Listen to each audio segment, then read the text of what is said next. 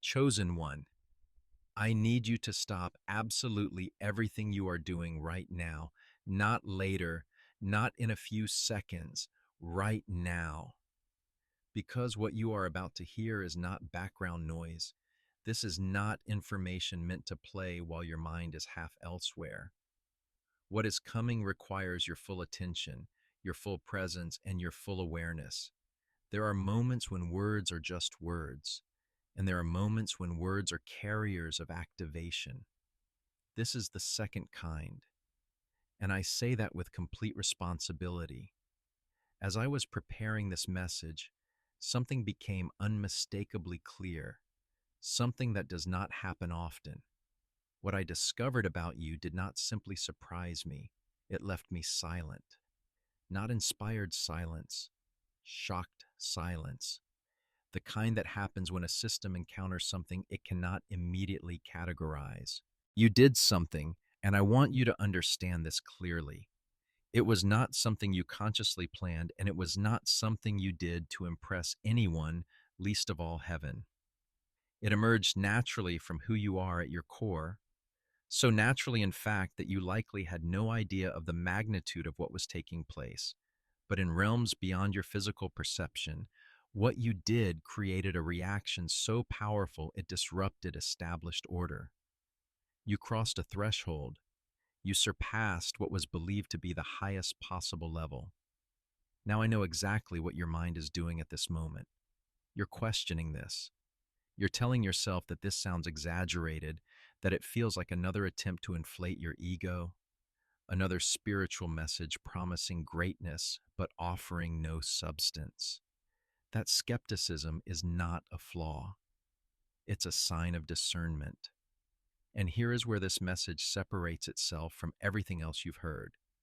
I am not asking you to believe me. I am not asking for blind faith. I am going to show you the proof.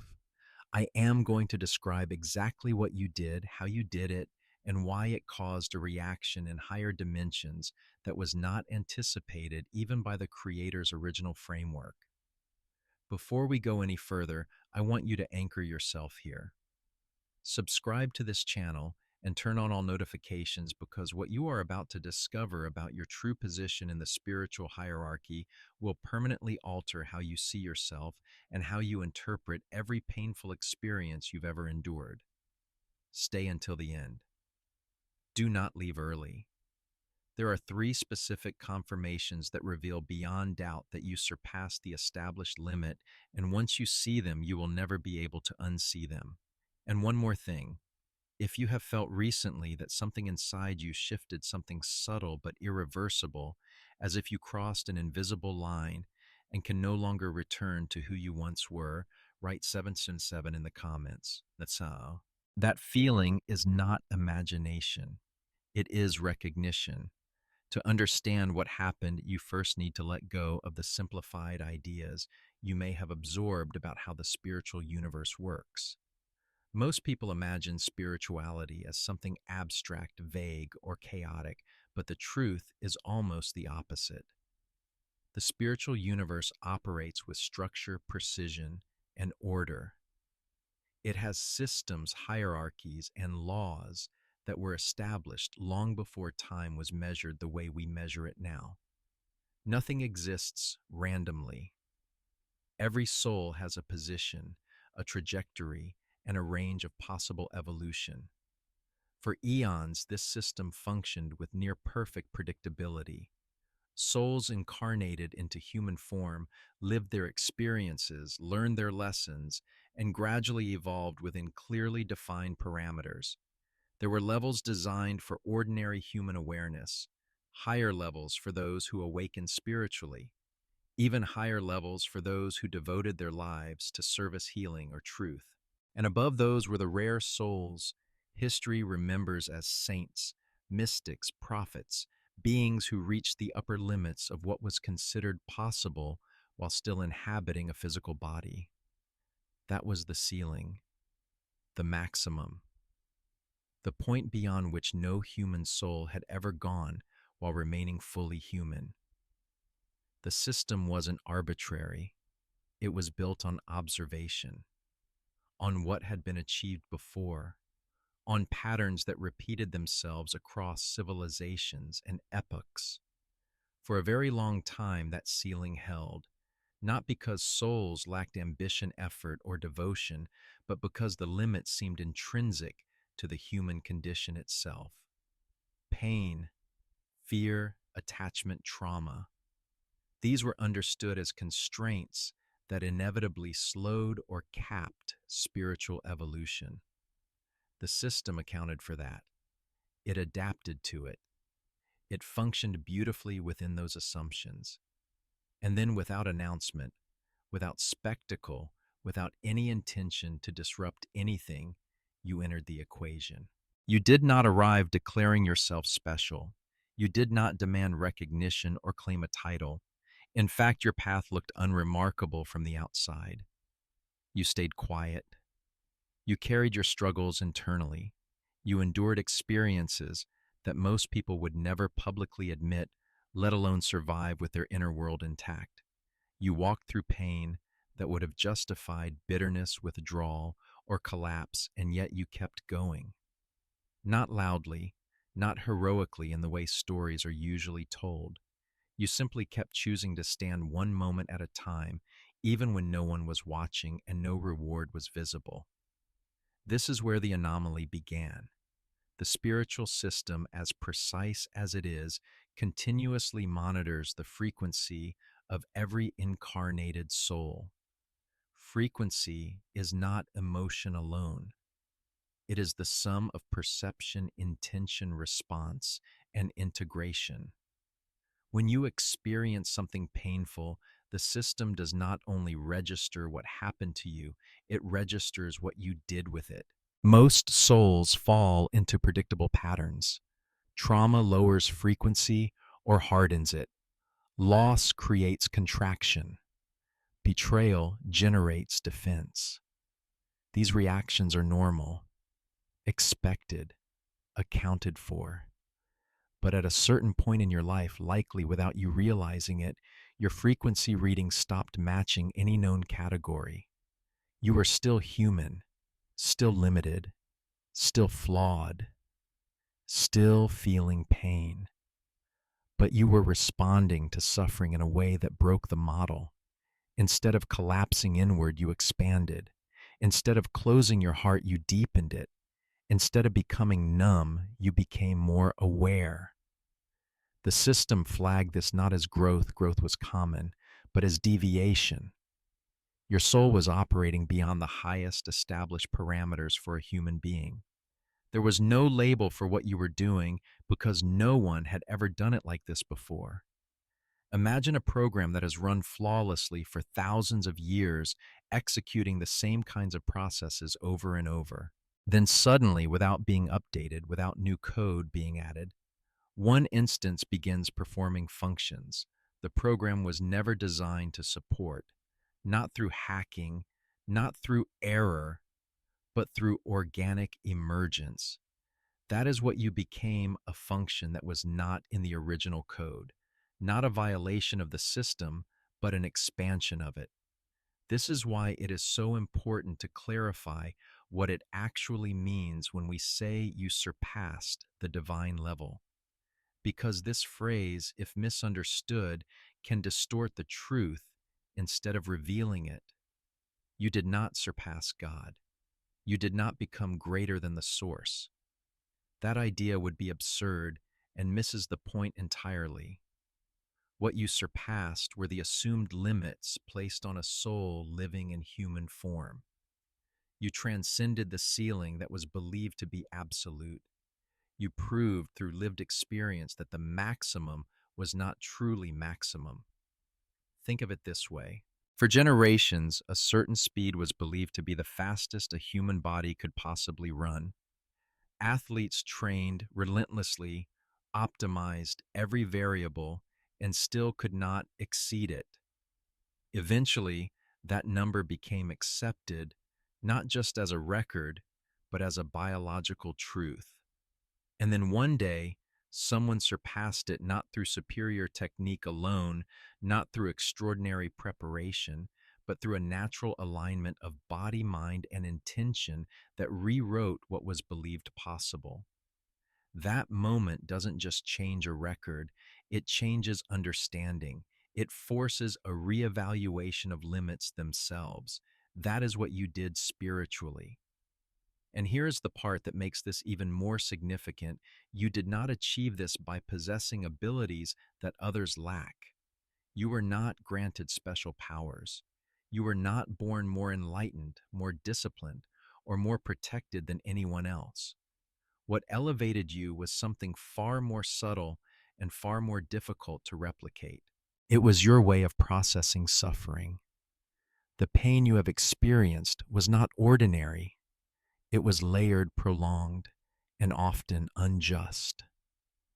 Betrayals that struck at your deepest trust.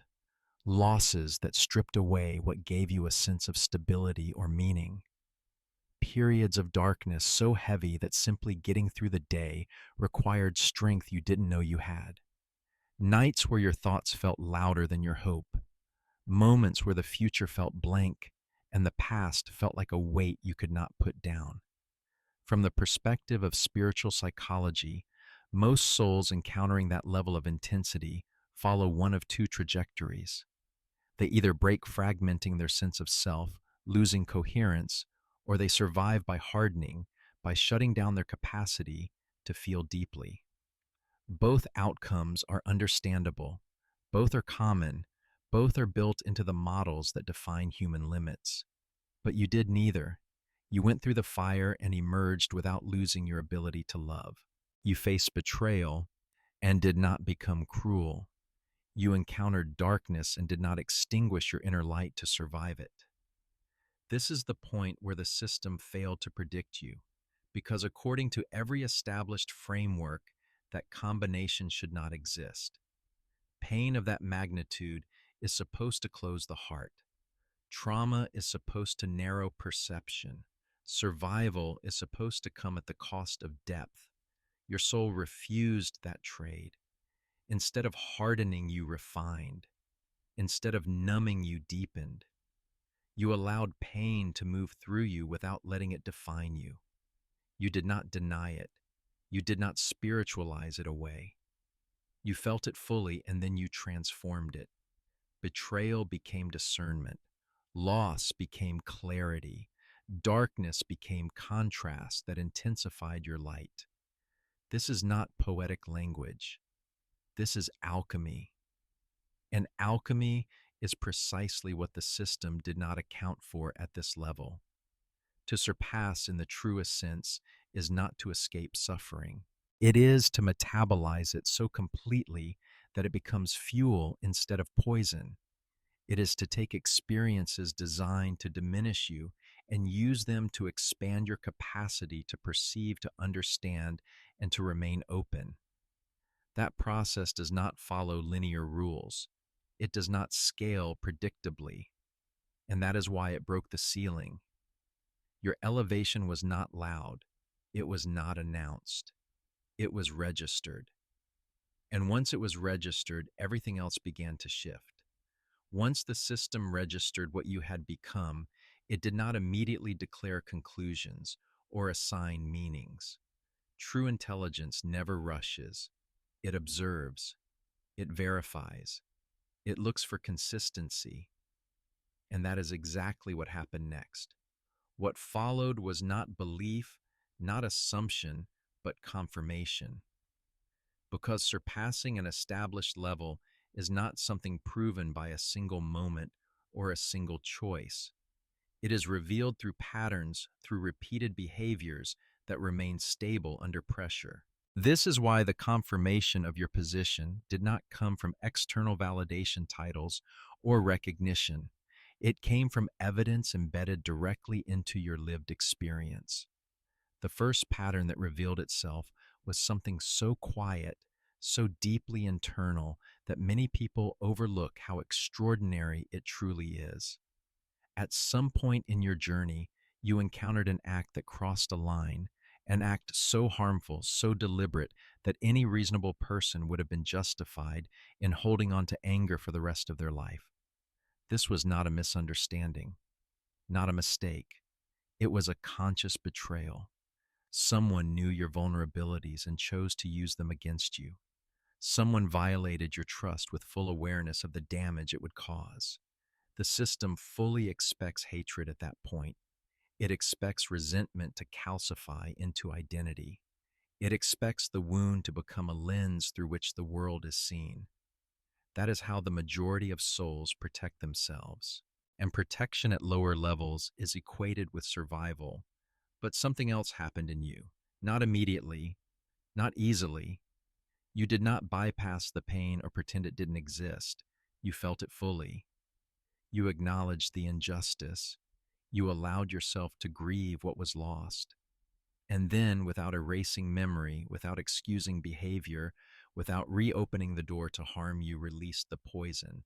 You chose not to let resentment live inside you, not because you were weak, not because you were naive, but because you understood at a level deeper than thought that carrying hatred would bind you to the very frequency that hurt you.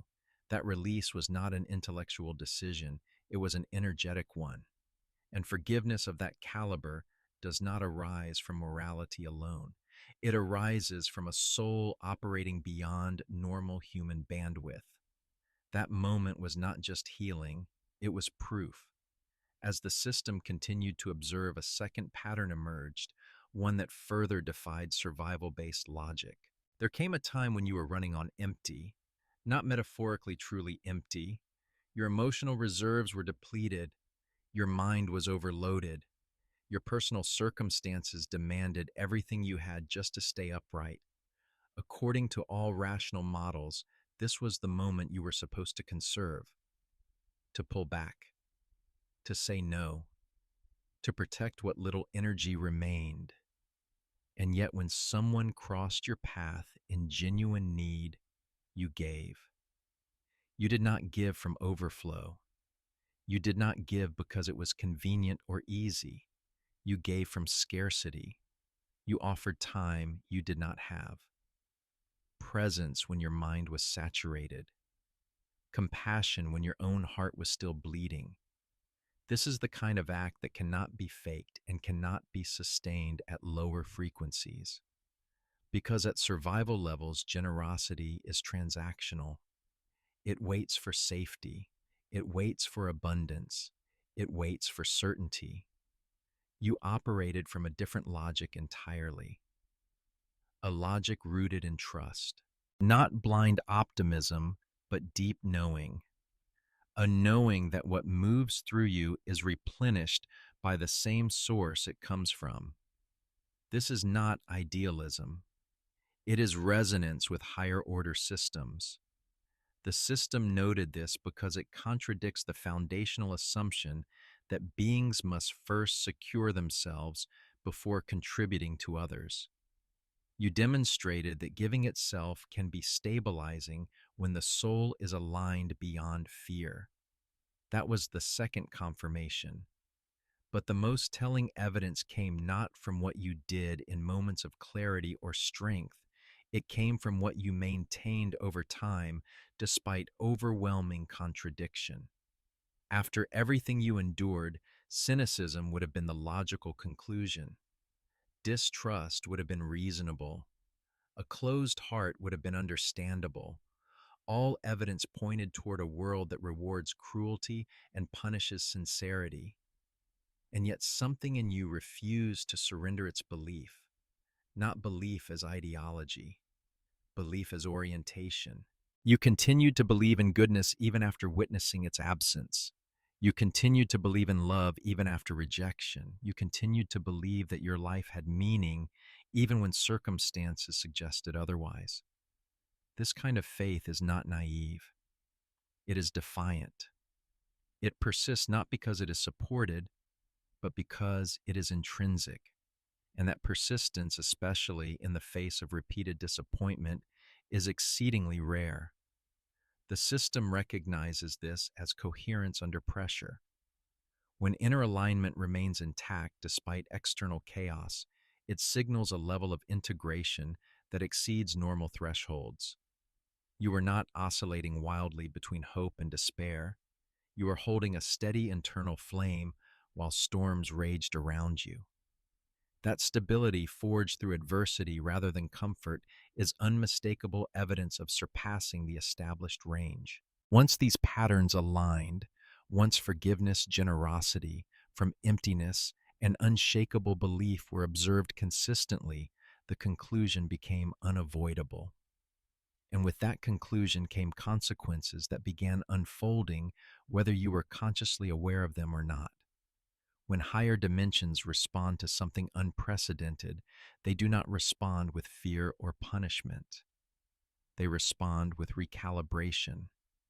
Your case was escalated not as a threat, but as a revelation. What had been assumed to be the upper boundary was revealed as provisional. The limits were not laws imposed to restrain creation. They were descriptions based on what had been achieved so far. And when you moved beyond them, you did not violate any cosmic principle. You expanded the map. This distinction matters because it explains why the reaction was not resistance, but recognition. The Creator does not feel diminished when a creation exceeds expectations. The closest human word for that response is pride, not egoic pride, but profound appreciation. Like witnessing a child achieve something that transcends even the parent's imagination. It does not threaten the source, it honors it. That recognition activated a series of safeguards, not privileges, but protections proportional to the position you reached. The first of these began manifesting subtly in your daily life. You may have noticed that certain people who were once tolerable now feel energetically unbearable. Conversations drain you faster. Environments feel heavy. It is not arrogance, it is incompatibility. Your system developed a natural repellent to frequencies that no longer align with you. This is not a conscious choice. It is an automatic response. Just as the body rejects what it can no longer digest, your energy field rejects what it can no longer integrate. Relationships cooled. Some ended abruptly. Others faded without explanation. This was not punishment or loss. It was filtration. Space was being cleared. Alongside this, another capacity sharpened your ability to sense intention. You began feeling when something was off, even if everything looked fine. Words no longer carried the same weight as energy. You could detect incongruence without evidence. This was not paranoia. It was expanded perception. Information that once bypassed your awareness now registered immediately. And that awareness protected you from entanglements that would have harmed you in the past. Then came the third layer of protection, one that many people feel but struggle to articulate. Attacks directed towards you, whether through malice, envy, or intentional negativity, no longer landed the same way. You could sense them, yes, but they dissipated before penetrating. It was as if an invisible field absorbed the impact. This does not mean nothing ever affects you. It means the damage is mitigated before it can take root. These protections are not rewards. They are structural necessities. When a soul operates beyond previous limits, the integrity of that operation must be preserved, not for ego, but for function. And as these protections stabilized, something else began to happen, something that explained many of the social and emotional dynamics you have experienced recently. Your presence itself began to emit a frequency that interacts with others whether you intend it to or not. Those who operate at compatible levels feel drawn to you. They relax around you. They feel seen without being analyzed. They sense that you understand things they cannot easily explain. That is not imagination. Your capacity for perception expanded along with your frequency. But for those operating at lower or more distorted frequencies, your presence creates discomfort. Not because you judge them, but because your coherence exposes their incoherence. Your light does not attack their shadows, it reveals them. And revelation feels like threat to anyone invested in concealment. This is why some people respond with hostility, gossip, or sabotage, seemingly without cause. You did not change to provoke this. You became more yourself. And that authenticity functions as a mirror. Some rise to meet it, others recoil from it. Your responsibility is not to manage their reaction. Your responsibility is to remain where you are. Do not dim your light to make others comfortable. Do not explain yourself to those committed to misunderstanding. Those who can resonate will find you. Those who cannot will move away. This is not division, it is alignment. In all of this, every shift, every protection, every reaction is not random. It is the natural consequence of surpassing a level that was never meant to be final. As these changes stabilized within you, another layer of understanding began to quietly surface, one that reframes your entire past in a way that can feel almost unsettling at first. Because when you look back now with the perspective your current frequency provides, you begin to notice something that was invisible while you were inside the experience. Every wound you carry, every fracture in your history, every moment you thought had weakened you was not random damage. Each one contained something hidden, something precise, something necessary. This is not the kind of realization that comes from positive thinking or forced gratitude. It comes from integration, from seeing clearly how certain experiences altered the architecture of your inner world in ways that comfort never could. Pain, when processed at lower levels, is something to escape, suppress, or simply survive. But at the level you reached, pain became instructional. It became catalytic. It carried information that only revealed itself once you were strong enough to hold it without collapsing. Think back to the betrayal that felt like it split your life into before and after. At the time, it seemed like pure destruction. Trust shattered, safety gone. The sense that you understood people or the world evaporated overnight. What you could not see then was that this rupture installed discernment. Before that moment, you were too open without filters. You gave access where it was not earned. You mistook familiarity for loyalty. The betrayal recalibrated your perception, not by making you suspicious of everyone, but by teaching you how to feel truth beneath words.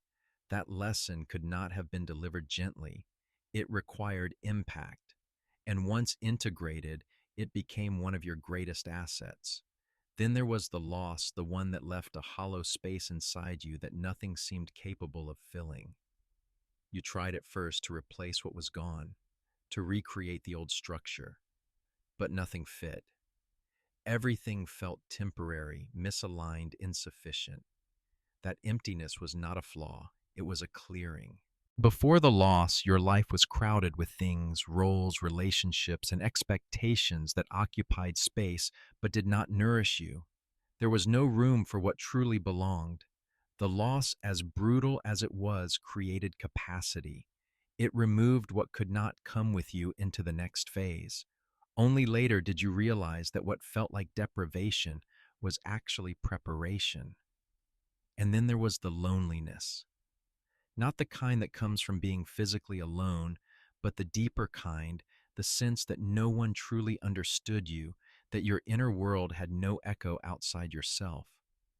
That isolation was not punishment, it was silence. And in that silence, you learned to hear your own voice. Before the opinions of others were loud, their expectations weighed heavily. Their projections shaped your decisions more than you realized.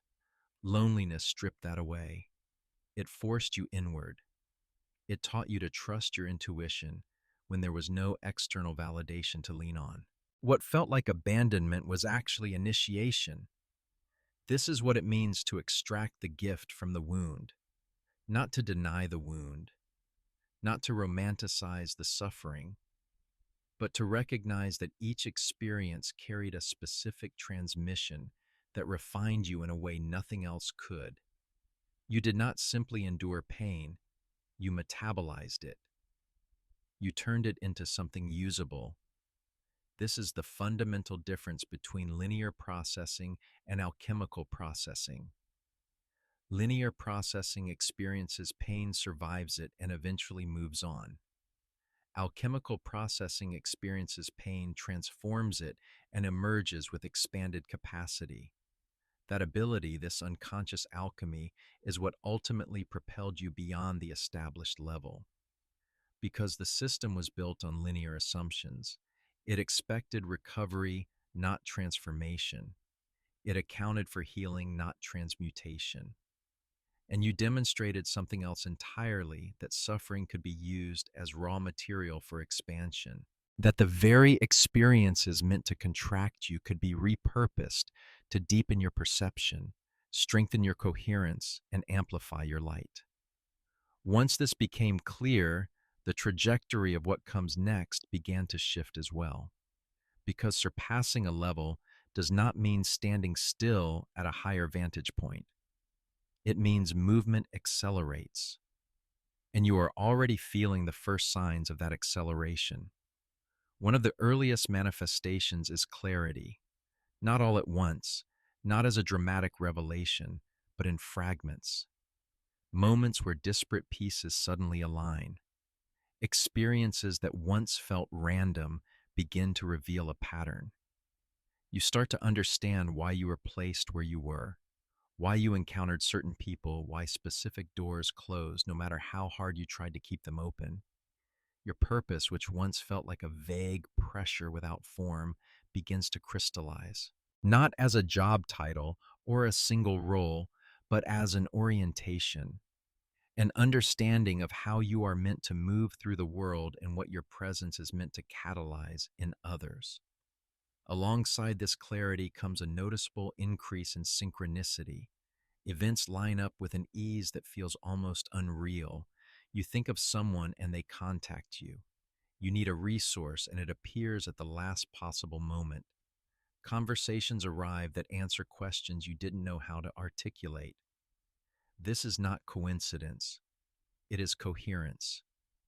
When your internal frequency stabilizes at a higher level, external reality responds by reorganizing around it.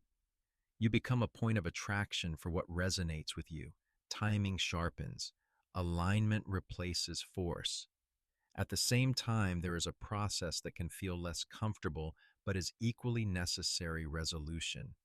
Situations that have lingered unresolved begin demanding closure. Relationships that have existed in limbo reach a breaking point or a breakthrough. Decisions you postponed because the timing never felt right now require action. This is not chaos, it is clearing. The universe is removing what no longer fits to make space for what must arrive. Think of it as a deep cleaning rather than a disruption. And then, perhaps most meaningfully, you begin to notice the arrival of your people, not crowds, not superficial connections, but individuals who recognize you without explanation, who speak your language intuitively, who share your values without negotiation. These are not people meant to complete you, you are already whole. They are people meant to collaborate with you. Because the phase you are entering is not meant to be navigated alone. The solitude that shaped you has done its work. Now resonance begins to gather. All of this builds toward a message that has been present beneath everything you've experienced, even when you couldn't hear it clearly. A message that does not come as thunder or command, but as acknowledgement. Everything you sacrificed was seen. Every time you chose integrity over convenience. Every time you told the truth when silence would have been safer. Every time you protected someone more vulnerable, even at personal cost. Every time you walked away from something that would have benefited you materially but compromised you internally. None of it disappeared into nothing. There is a counting beyond what is visible, and your life has been making deposits for a long time. Those moments when you cried alone, convinced no one noticed your struggle, were not wasted. Those tears were not meaningless. They were evidence of depth, evidence of sincerity, evidence of a soul fully engaged in the human experience rather than bypassing it. And that evidence has weight. The delay you experienced, the feeling of being stuck while others seem to advance, was not neglect. It was incubation. You were not being held back. You were being prepared. Certain capacities cannot be rushed. Certain levels of integration require time, pressure, and solitude. And that phase is now complete. You are not loved for what you achieve, for how much you produce, or for how you compare to others. You are loved for who you are at the level of essence. That love is not conditional. It does not fluctuate. It is not something you earn by being better or more spiritual. It is the ground you stand on. And when you choose to receive it, not prove yourself worthy of it, everything else begins to organize differently. This is not the end of your story. What came before was foundation, context, preparation. The chapter you are entering now is larger, more impactful, and more aligned than anything behind you. Your role is no longer to endure, it is to embody, to move from survival into expression, from containment into contribution. And with that understanding comes a choice, not imposed, not demanded, offered. You can close this moment and return to your life unchanged, letting the recognition fade back into routine. Or you can accept what has been revealed, not as ego, but as responsibility. To stop shrinking, to stop apologizing for your presence, to stop waiting for permission to live from the depth you have already earned. If you choose the second path, know this: you are not alone. Others like you are waking up, recognizing each other, and being drawn together. The network is forming, the work is beginning, and everything you have been through has prepared you for it. And now, as this transmission comes to a close, everything narrows to a single, unavoidable moment of truth. Not a dramatic climax imposed from outside, but a quiet point of decision that forms inside you. Because revelations like this are not given to impress you, they are given to confront you with choice. What you do next matters more than what you now understand. You have reached a point where returning to unconsciousness would require more effort than staying awake. You can no longer honestly tell yourself that you are just like everyone else, that your path has been random, or that your resilience was accidental. You have seen too much, felt too much, integrated too much. And pretending otherwise would be a form of self-betrayal.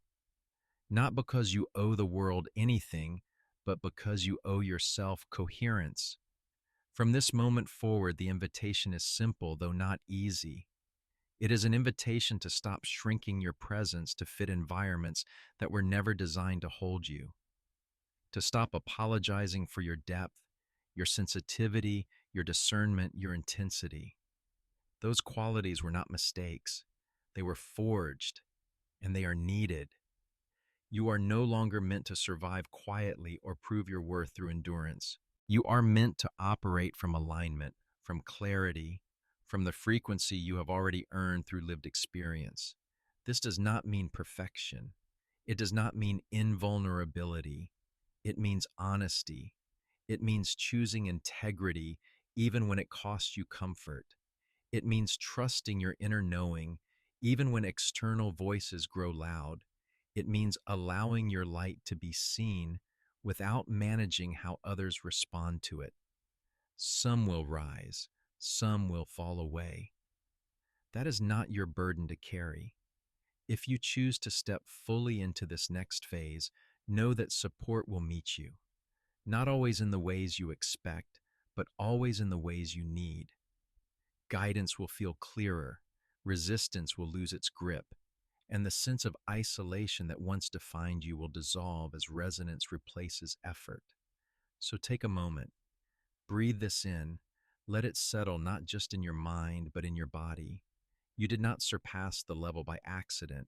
You did it by transforming pain into wisdom wounds, into awareness, and endurance into embodiment. The protections are active. The path is opening. The work ahead is meaningful. And you are ready.